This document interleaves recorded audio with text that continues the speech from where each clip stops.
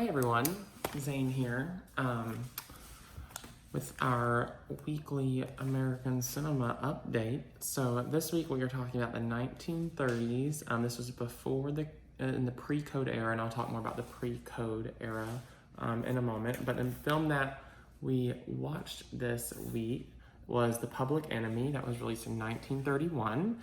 The Public Enemy is a pre-code gangster film that follows Tom Powers, played by James Cagney, and Matt Doyle, played by Eddie Woods, as they move up from their poor upbringing into this life of thievery and murder, amongst other terrible things.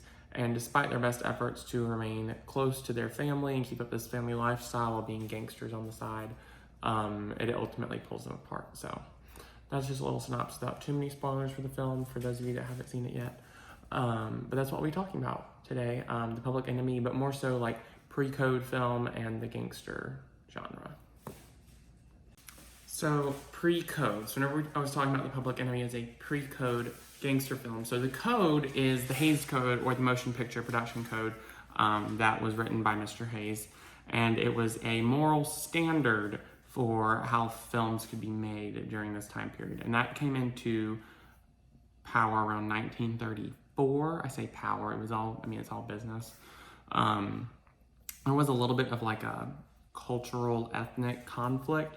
Mr. Hays was a Catholic, devout Catholic man, and so many of the rules and principles that the Hays Code are based off of are based in like Catholic principles and morals, whereas many of and he was in New York, where distribution was a big part of the film industry, while everyone that was in production in California was, many of the upper level executives in California were Jewish men. There's a little bit of conflict there. But the code set the moral standard for the amount of violence and explicit romance, we'll say, amongst other things that can be exhibited in film once it was enacted. So The Public Enemy, being released in 1931, was not privy to these rules. However, The Public Enemy still, because people were still kind of like in this moral panic, people say we're always living in a moral panic, they have a foreword at the beginning of the film that is just this title card where they talk about how essentially that this is a film and that this is not to tell people to go act in the gangster lifestyle, which is really interesting because we would never see that today. Today we don't have the Hays Code. Instead we have like our rating system. So rated R is either certain things, if a movie it gets an R rating, or PG-13, or if it's specifically made for young children, Y7, and those kinds of things. It's kind of like what we have today. It's much less dictatorial in the artistic process. So the gangster film, a trope that's associated with the gangster film is the American gangster, like romantic, seductive man, and that he uses his bad boy flair to like pull the ladies, essentially, in like layman's terms.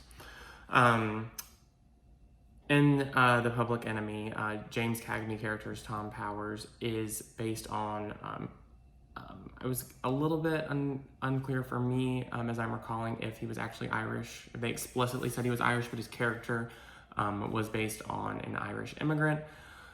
And James Cagney himself was actually part Irish, so this kind of like the idea of the character being like this like rough and tough like Irish immigrant, fighting for what he wants, moving up in the world. And so what I think is interesting, and our textbook for this course that I'm in right now doesn't touch on this specifically about the American gangster film, but the idea that the gangster films of this era, kind of like coming out of the Great Depression, are really a critique on capitalism, or less so capitalism, American consumerism, right? So we're coming into the 1930s where, coming out of the Great Depression,